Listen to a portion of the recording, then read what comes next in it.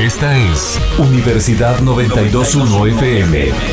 Ideas que suenan. El contenido del siguiente programa es ajeno a Universidad 92.1. Los comentarios u opiniones son responsabilidad de las y los productores. Enfrentamientos verbales dentro de la política partidista ataca al hombre y no a sus ideas. Aquí nosotros lo hacemos desde la academia, con base en la investigación. Lo hacemos por la radio, pero sobre todo lo hacemos políticamente hablando.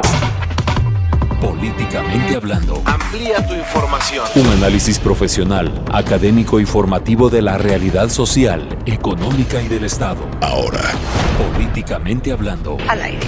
Porque la política es inherente al hombre. A continuación, transmitiendo por Universidad 92.1. Ideas políticas que suenan. La libertad de decir las cosas como son.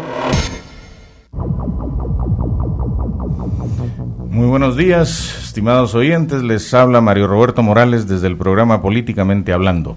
En esta ocasión vamos a desarrollar un programa dedicado a las guerras mediáticas, a la relación que existe entre los grandes consorcios de medios masivos de comunicación y los intereses económicos del capital corporativo transnacional, así como los intereses geopolíticos que convienen a ese mismo capital. Me acompañan en la cabina Antonio Carrera, del movimiento laruchista, y Alejandro Rivera, quien ha escrito 2 libros que permanecen aún inéditos sobre esta relación entre medios masivos, intereses geopolíticos e intereses del capital corporativo transnacional. Por la vía telefónica nos va a estar acompañando más tarde Dennis Small, también del movimiento laruchista desde Washington. Y para empezar, para entrar en materia, este programa pues va a tratar de elucidar justamente la relación que existe entre la supuesta democratización de la comunicación bajo la cual navegan las redes sociales y otras formas de comunicación masiva, la manipulación de la que son objeto estas redes para hacer avanzar los intereses geopolíticos del capital corporativo transnacional y de qué manera esto se relaciona con la táctica de las revoluciones de colores. Finalmente vamos a tratar de elucidar si todo esto es aplicable al caso de Guatemala, al caso de las recientes movilizaciones de abril a agosto en nuestro país. Así que para entrar en materia yo quisiera ya empezar por lo más básico. ¿Qué se entiende por guerra mediática? Gracias, muy agradecido por la invitación.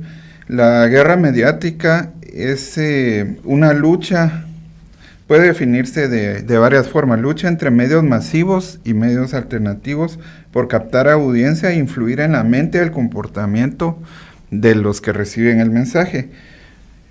Y también pues como una lucha por difundir ideas, mensajes, datos y darle relevancia. Vivimos dentro de vastos caudales de información. Es darle relevancia a lo que yo quiero transmitir sobre lo de los demás.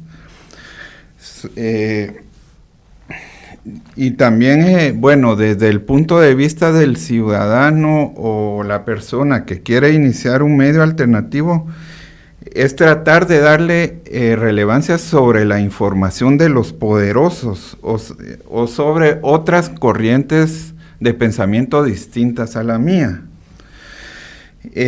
Estas guerras de información tienen una historia que la podemos rastrear desde la Guerra Fría, cuando esto lo definió Hillary Clinton ante el Congreso de Estados Unidos en el 2012, cuando señalaba ella estaba abogando ante el Congreso por fondos para la comunicación pública. Ella quería que le asignaran fondos y comenzó a señalar que China, tanto China como Rusia y también el mundo árabe tenían muy buenos canales y muy buenas agencias de noticias.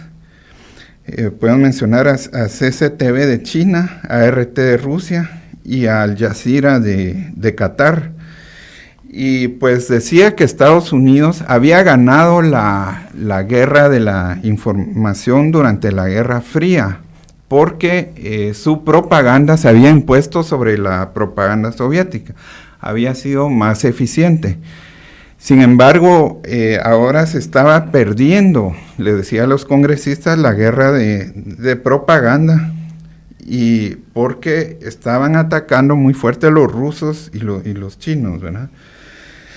Entonces, esta es pues una guerra más sutil que las armas, pero pues igual de importante, ¿verdad?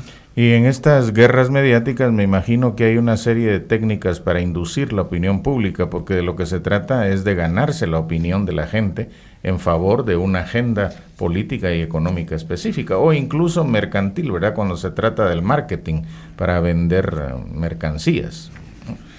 Nos respondió esta pregunta Alejandro Rivera. No sé si Antonio tiene algo que agregar a lo que dijo Alejandro sobre este mismo problema. Bueno, sí, lo que hemos venido viendo lo podemos ver, si queremos tomar un ejemplo ahorita con el conflicto sirio. Uh-huh. Porque tenemos por un lado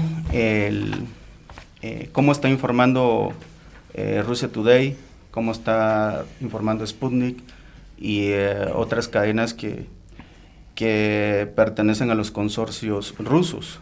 Por otro lado, lo que dice CNN, ¿no? Uh-huh. Vimos aquel caso cuando iniciaron los bombardeos por parte de los rusos. Decía Putin, la cantidad de víctimas por los bombardeos salió antes de que salieran los aviones. Uh-huh. Entonces, ahí podemos ver claramente un ejemplo de esta manipulación de la opinión pública. En los temas económicos, lo podemos ver, o sea, todo está bien, pero nunca hay un ahondamiento en los problemas sociales que surgen, por ejemplo, acá en Guatemala, a raíz de la concentración del capital, ¿no? Entonces, todo está bien, los indicadores van bien, la economía va bien, mientras que la ciudadanía está sufriendo en carne propia los efectos de las crisis económicas. Muchas gracias, Antonio. Se acaba de unir a nosotros Mónica Mazariegos del Grupo Intergeneracional. Hola, Mónica, muy buenos días. ¿Cómo te va? Estamos aquí hablando de las guerras mediáticas y aquí Alejandro y Antonio opinaban acerca de cómo funcionan esas guerras. Y naturalmente eso nos lleva al asunto del control de los medios masivos de comunicación. No sé si quisieras, aunque estás llegando y no nos has oído, si quisieras agregar algo acerca de este asunto de qué son las guerras comunicacionales y cómo funcionan. Bueno, pues sí, como dices, no escuché lo que dijeron mis compañeros. Buenos días, gracias por la invitación, Mario Roberto. Pero bueno, me parece que es un tema sumamente importante, sobre todo en estos tiempos de posmodernidad, ¿verdad? O estos tiempos líquidos, como los llama Bauman, que nos llevan a cuestionarnos cada vez menos el bombardeo, digamos, de información a la que estamos sometidos en general, digamos, desde un punto de vista más mercadológico, pero particularmente desde la política, ¿no? Y bueno, y en el caso de Guatemala ha sido muy interesante el debate que se abrió a partir de las movilizaciones del 25 de abril, ¿no? Y de estas discrepancias que hay entre la gente que se moviliza pensando, creyendo, digamos, en la buena fe, más allá de ciertos patrones y de ciertos mecanismos sistémicos, digamos, supranacionales realmente, que no están bajo el control de ninguna ciudadanía bien intencionada y aunque sea del todo políticamente consciente, digamos, ¿no? Entonces, me parece sumamente importante, no me voy a desviar porque a lo mejor me estoy metiendo algo que vamos a hablar después, pero pero gracias por abrir este debate. Claro, Mónica. Pues sí, entonces estamos aquí estableciendo la relación entre las guerras mediáticas y la razón por las cuales se libran esas guerras, y tienen que ver con intereses económicos y geopolíticos transnacionales, ¿no? Y naturalmente estas guerras son unas guerras por la cooptación de la opinión pública. De lo que se trata es de cooptar a la opinión pública, orientarla en determinadas direcciones, ¿no? Hay gente que todavía cree que las redes sociales son un espacio de absoluta democratización. Hoy, precisamente, un columnista dice que la opinión pública en las redes sociales es incontrolable. O sea, se ve la red social como un espacio de nadie, como una tierra de nadie, en la que cualquiera puede decir lo que quiera. Y eso es cierto. Pero de eso a suponer que no se pueden manipular las opiniones en las redes, hay un gran abismo, ¿no? La segunda interrogante que tenemos aquí es en qué consiste el control de los medios de comunicación y la formación de lo que Alejandro Rivera llama mediopolios, parodiando un poco la palabra monopolios, ¿verdad? Es decir, esta concentración de intereses económicos que se expresa en grandes consorcios mediáticos, ¿no? Con una línea editorial que expresa un interés geopolítico y un interés estratégico de orden económico transnacional, ¿verdad? Entonces, queremos que nos explique esto, Alejandro. Sí, la tendencia mundial, digamos, ha sido hacia la concentración de los medios para que a centralizar la opinión, para dictar ciertas ideas que deben, lo que se debe de difundir, entre comillas. Esto lleva a situaciones como la autocensura. Ya sabe uno cómo, digamos, hasta dónde puede llegar en sus comentarios para no llegar a tocar las estructuras del sistema. Entonces, estos pues se van agrupando, ¿verdad? Por ejemplo, en Estados Unidos había en el año 2011 se llegó a consolidar una gran cantidad de medios en solo 6 grandes corporaciones. General Electric, que tiene, por ejemplo, la NBC, Universal Pictures, y yo quería resaltar esta empresa en especial porque es también una productora de armas. No lo publicitan así mucho, pero bueno, que alguien que produce armas, ¿qué va a decir sobre las guerras? ¿Que va a estar en contra de las guerras? No lo creo, ¿verdad? Entonces, de estas 6 corporaciones están agrupadas, digamos, Disney, Viacom, también corporaciones que van dirigidas a un público infantil y pues son dueñas también de los periódicos más grandes, de los canales más vistos, Fox, CNN, HBO, y productoras de películas, editoriales también. Es que es uno de los datos más interesantes es que los ejecutivos de muchas de estas empresas son los mismos que son ejecutivos de varias corporaciones, o sea, están en la junta directiva de varias corporaciones, no solo de las mediáticas. Entonces ahí podemos ver la relación que hay y por qué buscan siempre estar acaparando los medios, ¿verdad? Sí, muchas gracias. Carla se acaba de incorporar hace unos momentos.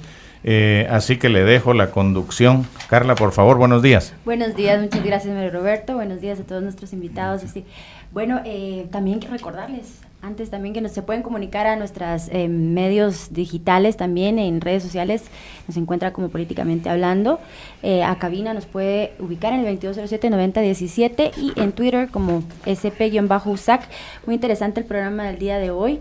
Y bueno, yo creo que hay que continuar ya con la información que nos está dando Alejandro acerca de este control de los mediopolios, pero también es importante hablar sobre el rol de las agencias de noticias.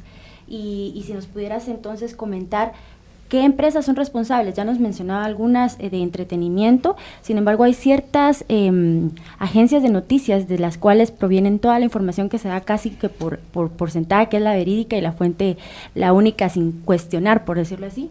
Entonces creo que es importante que hablemos de esas agencias y de los grupos transnacionales de medios. Pues son las agencias que podemos ver en los periódicos, por ejemplo, la F, Reuters, ¿se dice? Reuters. Reuters son canadienses, inglesas, de Estados Unidos. Ellas, pues, la AP, digamos, es como la que más se ve. Pues es a través de ellas que tenemos en Guatemala que nos transmiten las noticias internacionales. No permiten otra, por ejemplo, RT o la que mencionábamos de China, pues no son consideradas, no son permitidas. Eso ya está establecido en todos los periódicos impresos. Yo tuve una experiencia con la jefa de redacción del periódico, que le mandé un trabajo mío para publicar, y pues me decía que esas no estaban, que esas fuentes no estaban autorizadas. Entonces, las fuentes que yo había utilizado para elaborar mis trabajos, y en Guatemala se genera muy poca opinión. Por ejemplo, un periodista de Al Jazeera, por poner algo, puede venir, y es que yo he visto artículos sobre Centroamérica, pues muy, muy buenos, mientras que un periodista de Guatemala no puede escribir sobre el Medio Oriente su opinión original. Tiene siempre que salir publicado algo que nos viene de noticias internacionales. Es un tipo de censura, creo yo. Muchísimas gracias. Yo creo que ahora vamos a hablar sobre cómo se realiza el control y la manipulación en la opinión pública. Ya ustedes adelantaban algo al inicio del programa acerca de la democratización de la información, que usted dice, nos comentaba que en redes sociales esa es la gran ventaja que se cree tener, aunque siempre la información viene de ciertas fuentes que a veces es complicado poder buscar estas mismas por una vía propia, ¿no? Por cierto, Carla, más tarde le vamos a pedir a Alejandro que nos diga, que nos informe sobre esta nueva tendencia que salió del CACIFE, en el ENADE, de depurar a 13, me parece, diputados del Congreso, ¿no? Y que está intentando viralizarse en las redes. Y es interesante ver los perfiles que le hacen eco a esta iniciativa que la lanzó Felipe Bosch. Y hoy Salvador Páez le hace eco en el periódico, ¿no? O sea, hay un interés de depurar 13 diputados, pero la pregunta que se hace Alejandro es ¿por qué solo 13? ¿No? ¿Y quiénes son esos 13? Es decir, ¿cuál es ese interés? Y se está tratando de volver a movilizar gente, ¿no? En fin, vamos a verlo eso más adelante, hablando de la manipulación a la que usted aludía. Sí, gracias. En este punto entonces vamos a dejar esta pregunta en la cual Mónica nos va tal vez a ayudar a respondernos sobre cómo quedan entonces aquí los derechos de los individuos, la democracia y la misma soberanía de las naciones. Eso al regreso de esta primera pausa. Una radio grande entre las del mundo. Universidad 92.1. Ideas que suenan. Los mayas, en el período clásico, 200 años después de la era cristiana, dejaron grabadas en piedra sus costumbres y cultura. En el 2015, llega una herramienta que también dejará su huella en la historia.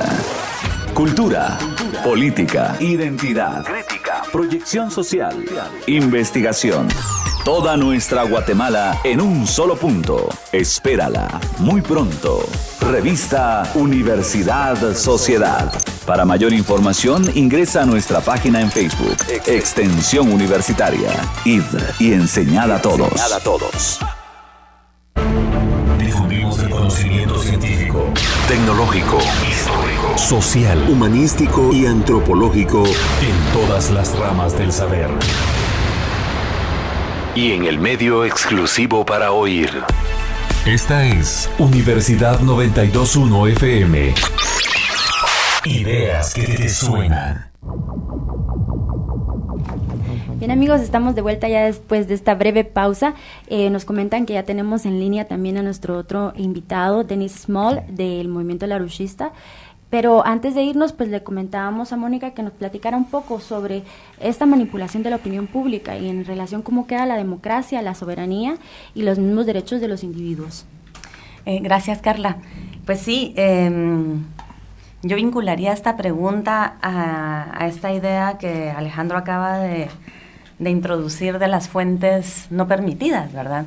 Porque eso nos dice precisamente, o nos habla mucho de esos mecanismos de contención que el sistema tiene frente al desarrollo de los derechos. Sabemos que los derechos humanos son conquistas históricas que han tenido lugar en momentos sociales muy convulsos y hasta cierto punto funcionan a manera de válvula de escape porque no son derechos con mecanismos plenos. Sabemos muy bien que el derecho internacional, que es el que los respalda, no es un derecho vinculante, no es un derecho que pueda ser exigible, digamos, plenamente necesariamente ante las cortes. Hay una serie ahí de criterios y de interpretaciones, pero digamos que a priori en un sistema conservador como el nuestro no es tan fácilmente que sean justiciables, ¿verdad? Entonces, eso está completamente de la mano. Esta idea de los mecanismos de contención que el sistema tiene a los derechos va de la mano con la idea de las fuentes permitidas y las fuentes no permitidas y con esta idea de manipulación, digamos, y precisamente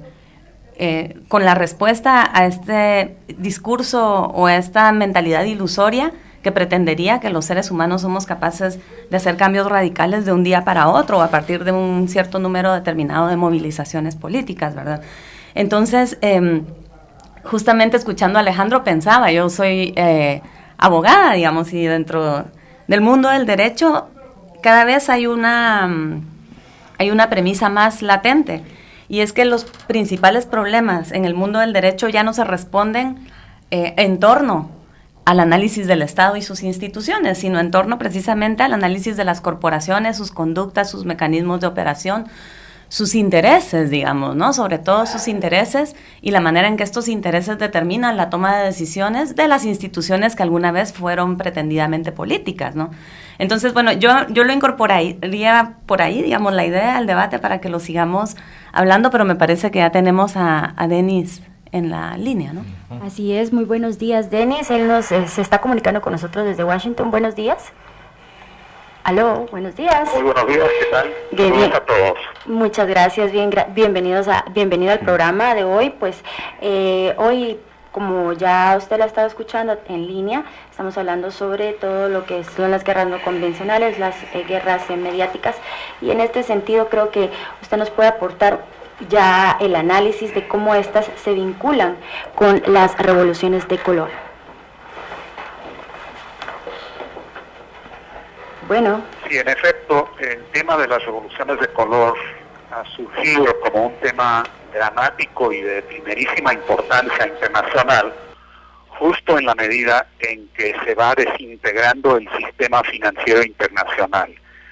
Estamos ante la desintegración final, ineludible, de todo el sistema del transatlántico, donde tenemos una burbuja financiera de más de 2.000 billones de dólares de especulación que no tiene respaldo y no se puede seguir sosteniendo.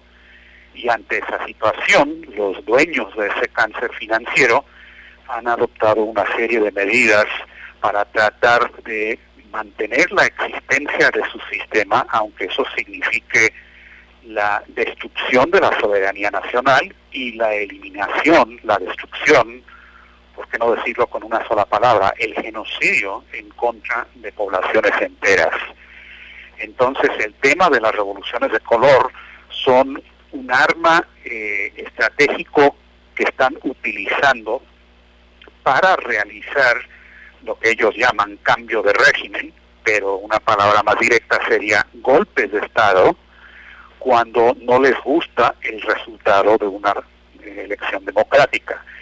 Quiero mencionar de entrada lo que dijo antier la presidenta de Brasil, Dilma Rousseff, que como ustedes y sus radioescuchas saben, está enfrentando una campaña muy fuerte de tumbar su gobierno. Es una revolución de color, haciendo uso del tema de la corrupción.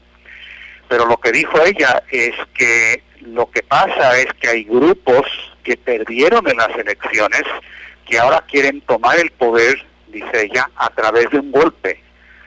Y dijo, y esta es una cita textual, es una búsqueda constante por parte de la oposición para acortar su camino al poder, saltándose la barrera completamente para llegar al gobierno, realizando un golpe de Estado, cierra comillas. Luego ella explicó, recibimos 54 millones de votos por nuestro programa, y ahora lo que quieren hacer es dar marcha atrás de eso. Ahora, en el caso de Brasil, de lo que se trata es el asunto de los BRICS, los países BRICS, que las iniciales significan Brasil, Rusia, India, China y Sudáfrica, que, como saben, han establecido un sistema alternativo al actual sistema financiero caduco, especialmente en la reunión de Fortaleza Brasil del 2014, donde establecieron el nuevo Banco de Desarrollo y el Fondo de Contingencia, con la idea de eliminar el sistema de la especulación y más bien invertir en infraestructura, tecnología avanzada y el desarrollo de las economías físicas. La banca internacional, los mismos dueños de estos medios de comunicaciones que ustedes han estado identificando en lo que va de este programa, pero los grandes intereses financieros han anunciado explícitamente que ellos quieren quitarle el B a los BRICS, quieren eliminar a Brasil. Entonces han lanzado una revolución de color, o sea, un golpe de Estado, un cambio de régimen con esa intención. Y simplemente para terminar el punto básico que quería señalar, los rusos han sido más explícitos todavía en la manera en que caracterizan las revoluciones de color. Ellos realizaron una cumbre sobre asuntos de seguridad internacional, fue el 23 de mayo del 2014 en Moscú. Participaron toda la jerarquía militar y de seguridad de Rusia, de China y de otros países, y en esa ocasión el jefe de operaciones del Estado Mayor Conjunto de Rusia, Vladimir Salunitsky, dijo explícitamente que la fuerza militar es una parte integral de todos los aspectos de las revoluciones de color, que estas revoluciones de color son una nueva técnica de agresión que los Estados Unidos ha adelantado, que va dirigida hacia la destrucción del Estado, dividiéndolo de su propia población.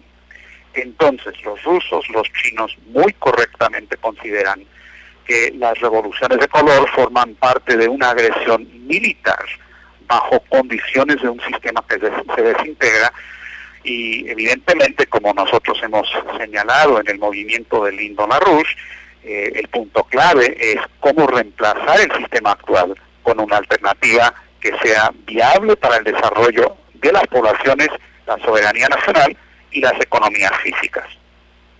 Denis, muchas gracias por su respuesta. Quisiera hacerle una pregunta puntual. ¿Cómo operan las revoluciones de colores? ¿Por medio de qué técnicas se realizan? Y si ahí en Washington ustedes en el movimiento LaRouche creen que es posible que en Guatemala se haya seguido ese guión, aunque sea parcialmente. las revoluciones de color operan en base, francamente, a la ignorancia de la población. No la ignorancia malintencionada, sino la ignorancia producto de las mismas fuentes de desinformación que no dicen lo que está pasando con la crisis financiera internacional y hacen más bien una campaña en base a palabras que suenan muy bonito y que la gente se traga como si fuera una realidad. Hablan de la lucha contra la corrupción, hablan de gobernancia, no sé lo que significa esa palabra, hablan de transparencia, hablan de la sociedad civil, pero lo que está detrás siempre son ONGs, organizaciones no gubernamentales, financiadas casi siempre desde Washington y desde Londres, que utilizan los medios sociales para difundir una idea de un cambio de régimen de manera antidemocrática, es decir, un golpe de Estado. Todo eso luego viene respaldado, como en el caso de Ucrania, donde había un gobierno legítimamente electo, el de Yanukovych.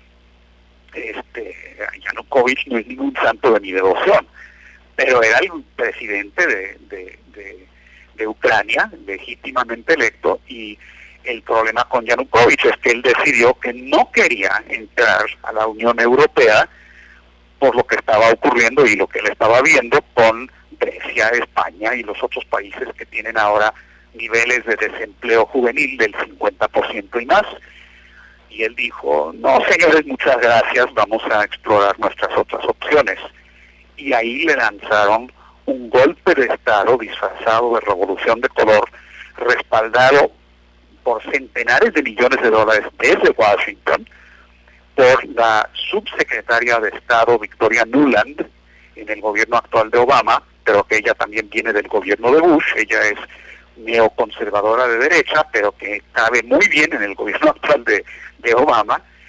Financiaron la oposición, financiaron a grupos fascistas, y eso lo digo no como un adjetivo calificativo para decir que no me gusta esa gente, cuando no me gustan, pero cuando digo fascistas, estoy hablando de gente que son seguidores explícitos de Stepan Bandera, que fue el aliado de Adolfo Hitler durante la Segunda Guerra Mundial.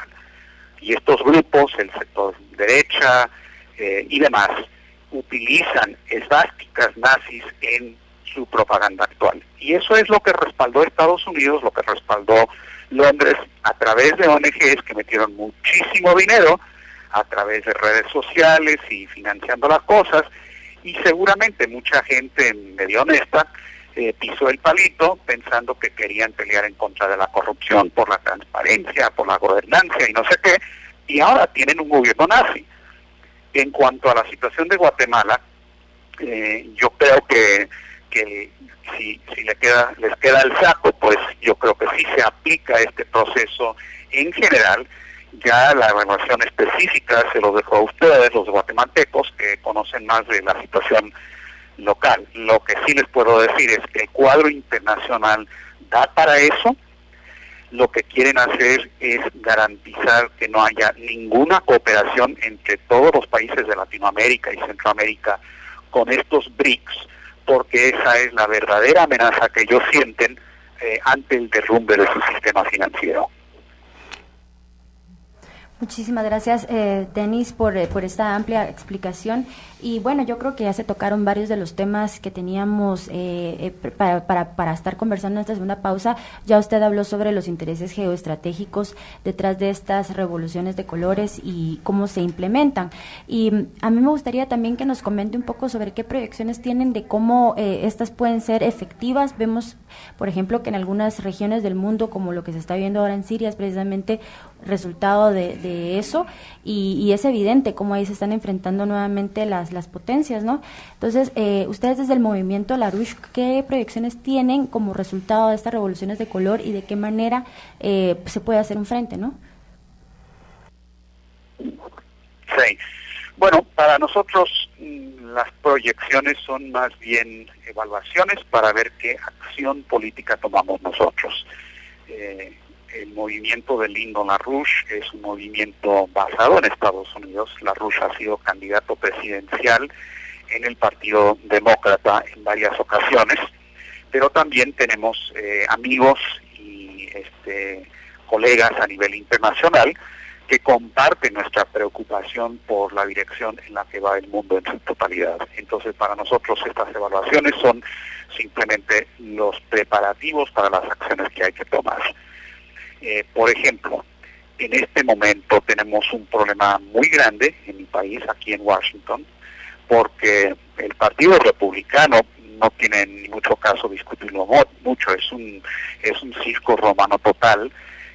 Donald Trump es un imbécil, y eso es lo menos que puedo decir de él. Es un racista, no tiene una sola idea real en su cabeza, y ha sido promovido por los intereses de Wall Street. Más que nada él es como una granada de mano que está destruyendo el proceso de cualquier discusión que pudiera haber entre los republicanos para escoger un candidato. Del lado del Partido Demócrata, tuvimos un debate presidencial anteanoche, muy desafortunado, que fue una farsa total por la manera en que fue armado por la CNN, hablando de los medios que controlan esto. Uno se tiene que preguntar, ¿y ellos por qué son los que deciden qué preguntas hay que hacer, quién habla, quién no habla? Porque dirigieron toda la discusión de una manera en que ninguno de los precandidatos hablara de la crisis real y lo que hay que resolver. Hillary Clinton y Bernie Sanders, ambos han salido en apoyo de Obama y sus programas desastrosos, tanto en Washington, en Estados Unidos, como internacionalmente. El único que ha tenido una idea de lo que hay que hacer para resolver esto, que ha sido Martin O'Malley, al hablar de la necesidad de regresar a la ley Glass-Steagall, y ahorita podemos hablar un poco más de eso. En efecto, pues él lo mencionó y no se permitió que la discusión siguiera para discutir realmente lo que hay que hacer. Aquí lo que hay que hacer, y lo digo de manera muy resumida, que requiere más discusión entre nosotros, pero el sistema en su totalidad está en bancarrota. No hay manera de rescatar a Wall Street ni a la City de Londres. Si se trata de rescatar esa burbuja de 2.000 billones de dólares que no tienen valor real, como se hizo en el 2008 y como ahora de nuevo eso va a estallar, el único resultado va a ser un genocidio masivo y una despoblación del planeta, como promueven explícitamente gente como el príncipe Felipe del Reino Unido y otros portavoces que dicen que el planeta no puede mantener una población de más de 1.000 millones de personas. Lo que es cierto es que el sistema financiero actual no puede mantener una población de los 7.000 millones que estamos acá. Pero si tenemos que escoger entre los 7.000 millones de personas y los 2.000 billones de dólares de cáncer financiero, hay que escoger el pueblo, la población. Ya lo dijo el Papa Paulo VI en una ocasión, de manera mucho más poética de lo que yo acabo de decir. Él dijo, bueno, si hay más cabezas que sombreros, hay quienes dicen que lo que hay que hacer es cortar cabezas. Pero yo creo, dijo el Papa, que hay que producir más sombreros. Y creo que esta es una lección que el actual Papa no ha aprendido y en su encíclica ha ido en una dirección contraria. Tenemos que reorganizar por completo el sistema actual, eliminar la burbuja de los 2.000 billones de dólares y regresar a un sistema de crédito donde hay un sistema bancario que es nada más para la actividad productiva y no la especulación, y lanzar grandes obras de infraestructura, de tecnología avanzada, de energía nuclear, de investigación espacial, para desarrollar los poderes productivos de la fuerza laboral, la capacidad creativa del hombre, que siempre ha sido la base de la economía real. Esta es una pelea que sí está ocurriendo en Estados Unidos, no se le da mucha publicidad en los medios, obviamente, y por lo tanto, entre otras cosas, les quiero agradecer esta oportunidad para romper como lo dijeron, el mediopolio, es decir, el monopolio de los grandes medios, para empezar a discutir estos temas con ustedes y sus radioescuchas. Muchísimas gracias, Denis, y seguramente les estaremos dando seguimiento a este tipo de temas de análisis crítico. Ahora voy a regresar con mis invitados acá en cabina para ya entrar a la última fase del programa. Ya estamos casi contra el tiempo, pero me gustaría que ustedes nos indiquen, en su opinión, acá les voy a dejar libre para quien quiera tomar la palabra, cómo se puede librar uno de estas guerras psicológicas, guerras mediáticas, guerras no convencionales. Bueno, hay diversas técnicas que entran, yo creo, dentro de la educación. Por ejemplo,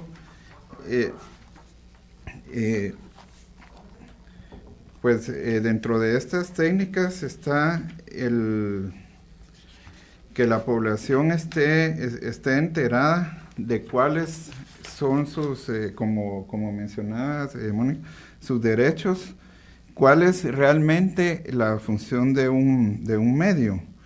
La Comisión Federal de Comunicaciones de Estados Unidos definía estas funciones de un medio, que eran dar oportunidad de expresión a las opiniones locales, dar oportunidad a los talentos locales, presentar programas adaptados a las necesidades de la población, presentar programas religiosos, educativos, cuestiones de interés público, comentarios editoriales hechos por las estaciones, emisiones políticas, o sea, todas estas funciones se deben de regresar a la función básica por la que un medio existe, y la población debe reconocer si el medio está cumpliendo con esa función.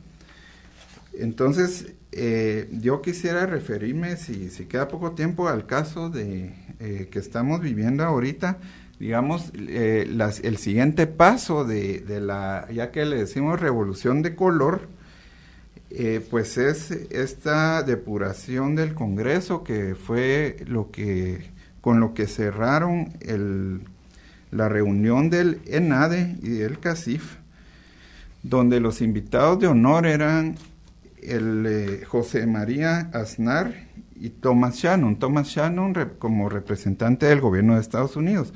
Hay que recordar que José María Aznar, el director Oliver Stone le llamó perrito faldero de Bush. Fue el que lo apoyó para la guerra de Irak, una guerra basada en información falsa que todos conocemos. El fracaso que fue es más o menos lo que inició el embrollo que nos tiene a bordo de una tercera guerra mundial, podríamos decir. Todo lo de ISIS ahí comenzó a formarse, ¿verdad? Él es cómplice, yo diría es un criminal de guerra, y aquí lo tomamos consejo de él, ¿verdad? Nadie se pone a analizar eso. Y luego, pues, estaban de asistentes los dos candidatos presidenciales, Sandra Torres y Jimmy Morales.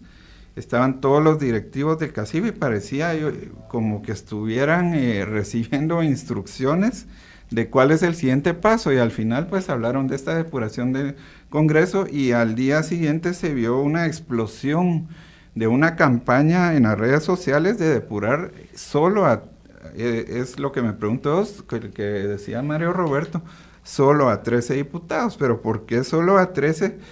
Si los 50 o 60 que van a ser reelectos son igualmente culpables del estancamiento del Congreso, de que no han aprobado las leyes que necesita la población. Ese es entrampamiento. Y los señalados de estos 13 es pues por hacer sus negocios, esto de las empresas fantasmas que siempre hacen, es el procedimiento, y pues se ve en la diagramación de la campaña, ponen digamos una manita así robando, como que el mensaje sea algo muy simple, como los métodos que utilizan las revoluciones de colores, con con el cual lo pueda entender cualquiera, ¿verdad? Entonces solo se le señalan de ladrones porque han desviado fondos para beneficio propio, pero no se menciona que no han hecho. Ahí deberían de estar por lo menos los 4 presidentes del Congreso, dentro de los depurables, ¿verdad? Los 4 que fueron, que solo está uno, Woody Rivera, como que ahora ya no les sirve, entonces lo ponen ahí para que digan que no están en contra solamente, parece, de un partido líder y uno que otro de la UNE, ¿verdad? Muchas gracias a Alejandro. Ahora entonces, Mónica, tal vez tú nos puedes colaborar con eso y también empezar ya a abordar el papel, o sea, si existen realmente medios alternativos y cuál es el papel en todo este contexto de estos medios. Sí, hablando de esto, de cómo podemos evitar ser víctimas de estas guerras mediáticas, yo creo que hay un derecho sagrado, ¿verdad?, dentro de todos los derechos que tenemos como ciudadanas y ciudadanos, y es el derecho a la duda, ¿no? El derecho a dudar de todo aquello que se nos presenta por medio de los medios de comunicación masiva, que, bueno, como hemos estado discutiendo a lo largo del programa, no son medios neutrales ni libres de intencionalidades políticas y económicas detrás. Yo creo que para ejercer el derecho a la duda es importante articular un criterio propio, ¿no? Y un criterio propio se articula no solo contando con información, sino contando con herramientas críticas que nos ayuden a interpretar la información que recibimos, ¿no? El criterio propio se construye solo apelando a la historia, digamos, ¿no? A nuestra historia, a interpretar esta información que recibimos hoy a la luz de la historia, en este caso, pues de la historia en Guatemala, en el análisis concreto de nuestro país, pero también a la historia del mundo, ¿no? Ya Denis hablaba un poco de esta idea trastocada de la soberanía. Sabemos que en el siglo XXI la idea de soberanía es completamente difusa, no es un derecho que se pueda invocar, digamos, como un derecho del pueblo que delega el poder en las autoridades. Sabemos que esto ya está completamente trastocado por poderes supranacionales, y en ese entendimiento, en este caso concreto, pues a mí se me ocurre que lo primero que deberíamos hacer es entender de qué se tratan las revoluciones de colores, si es una ocurrencia que surgió a partir del debate de las movilizaciones en Guatemala, o es más bien un debate que viene desde hace alrededor de 25 años por distintas movilizaciones parecidas alrededor del mundo, ¿no? Si bien no se puede afirmar que toda movilización de la clase media constituye o consiste en una revolución de colores, y tampoco se puede afirmar que toda movilización campesina o indígena constituye un problema de gobernabilidad, sí que hay que dudar, ¿no? Sí que hay que darse uno el derecho a dudar, sí que hay que mirarse en el espejo de otros países que, al igual que nosotros, han tenido este lugar de patio trasero de los Estados Unidos, ¿no? Y este primer rasgo y hecho, dato fáctico e histórico, nos da el derecho a dudar, digamos, ¿no? Y a cuestionarnos de dónde es que viene todo esto, de dónde puede venir y si puede haber otro tipo de intencionalidades. Respecto de la prensa independiente, pues yo creo que un poco también por ahí va el análisis, ¿no? O iría a la expectativa desde mi parte como ciudadana, más allá de medios que se limiten a darnos información y que se limiten a la coyuntura, ¿no? Y a que consumamos lo que está ocurriendo en el momento, y esta tendencia amarillista que tiene la mayoría de medios. Yo esperaría de los medios independientes pues un poco más de análisis crítico y de análisis histórico, ¿no? Sobre todo de análisis histórico de aquella información que nos llega a las ciudadanas y ciudadanos de a pie, ¿no? Eso como mínimo, digamos, y partiendo de allí, pues toda la riqueza del debate y de la interacción que puede haber con las personas que leemos o que escuchamos o que miramos estos medios, ¿no? Muchas gracias, Mónica.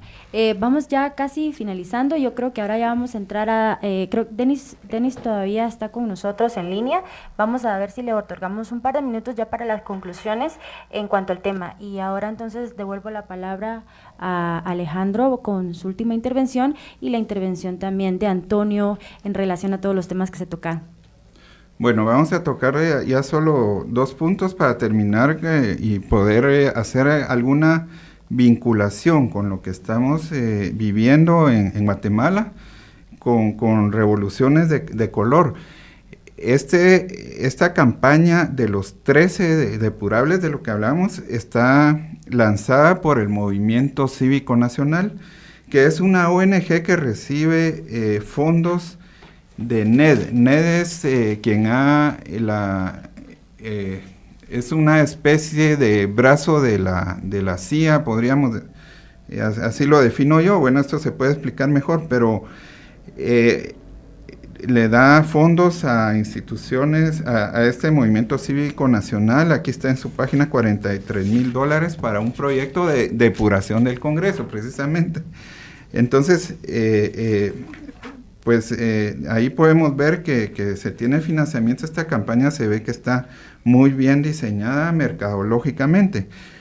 Para ampliar un poco también lo que hablaba Mónica sobre las herramientas de análisis que pueden servir a la población para defenderse de esta guerra psicológica, están, por ejemplo, hay varios métodos que no da tiempo de desarrollar, pero por ejemplo la comunicación no violenta, el saber cómo filtrar la información, el diálogo socrático, el método de la política profunda, que es ver más allá de lo aparente, ser capaz de hacer las conexiones, la actualización histórica también, revisar la historia, saber cómo se manejan las falacias y pues el método, usar la lógica, el sentido común, ¿verdad? Alejandro, perdón, hay otras organizaciones ahí que reciben financiamiento, ¿verdad?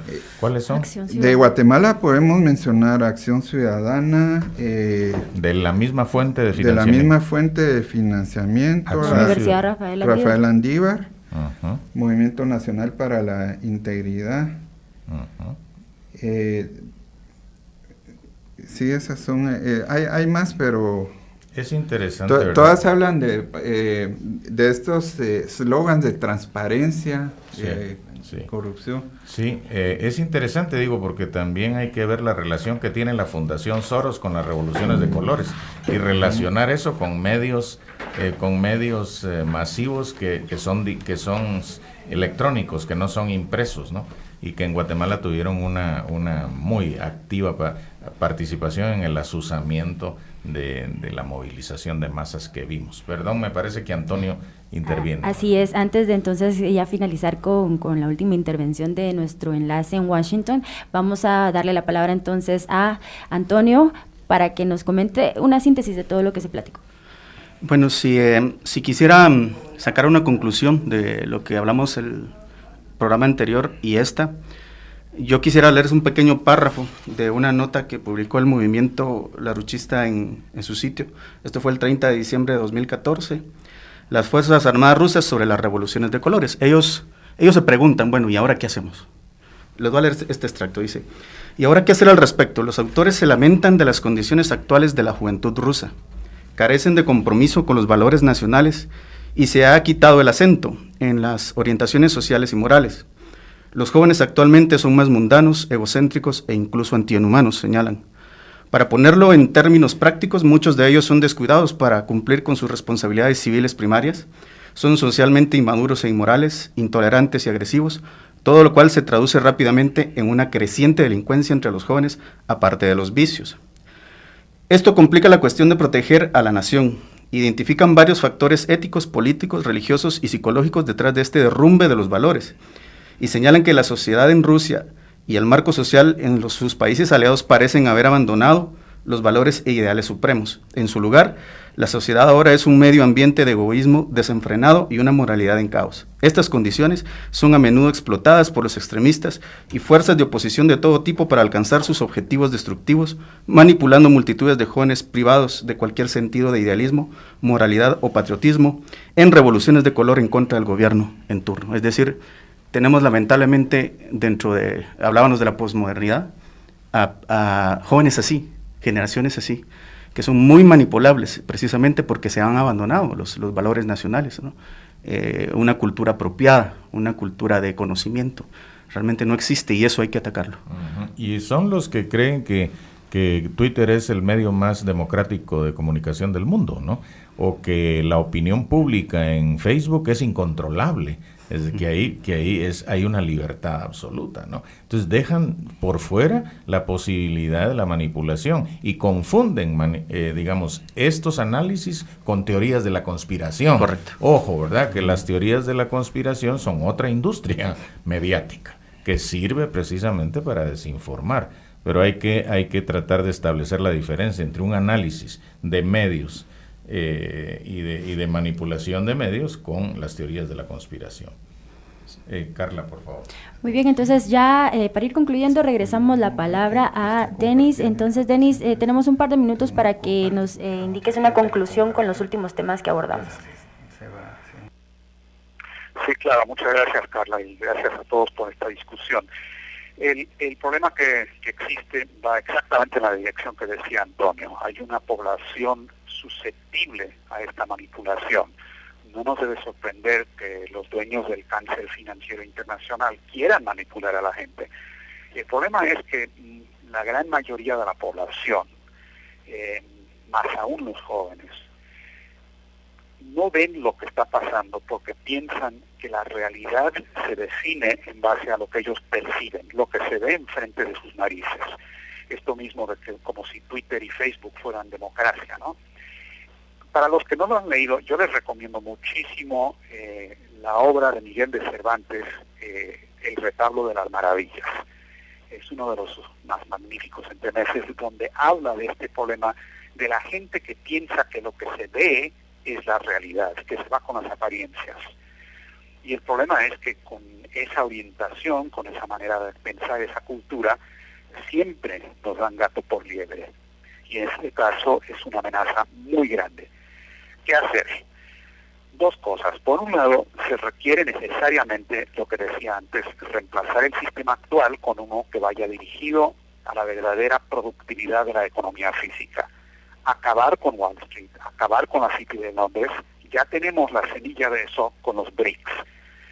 Por el otro lado está el tema más de fondo del cambio de paradigma, del renacimiento de creatividad que se requiere. La gente tiene que entender y llegar a entender cómo funciona verdaderamente la razón humana para comprender lo que ocurre en el mundo. Y no se basa en la percepción sensorial o en las apariencias.